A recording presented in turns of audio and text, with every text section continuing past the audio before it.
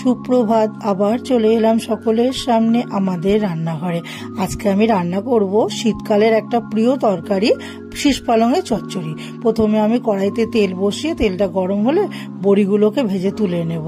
তারপরে ওই তেলেই শুকনো লঙ্কা আর পাঁচফোড়ন দিয়ে এবার যে তরকারিগুলো পালং শাকের কুমড়ো, আলু, বেগুন, শিম, মূলো এগুলোকে দিয়ে এবার নুন, হলুদ, স্বাদ মতো চিনি আর কয়েকটা কাঁচা লঙ্কা দিয়ে এবার ওগুলো নাড়াচাড়া করে উপরে পালং শাকটাকে পুরো ছড়িয়ে দেব।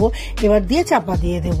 এবার পালং শাকের জলেই তরকারিটা সেদ্ধ হবে। কিছুক্ষণ পর ঢাকাটাকে তুলে একটু নাড়াচাড়া করে এবার আমি বড়িগুলোকে দিয়ে দেব আর সর্ষে কাঁচা লঙ্কা বাটাটাও দিয়ে দেবো। কিছু কাঁচা লঙ্কা সর্ষের সাথেও বেটেছি। এবার ওটাকে দিয়ে আর একটু ঢাকা দিয়ে রাখবো। কিছুক্ষণ পর আবার ঢাকাটাকে তুলে দেখে নেবো, হ্যাঁ তরকারি পুরোটাই সেদ্ধ হয়ে গেছে। তখন আমি ধনেপাতা বাটা দিয়ে নাড়িয়ে চাড়িয়ে নামিয়ে নেব। তাহলেই তৈরি হয়ে যাবে আমার শীতকালের শীষ পালঙের চচ্চড়ি।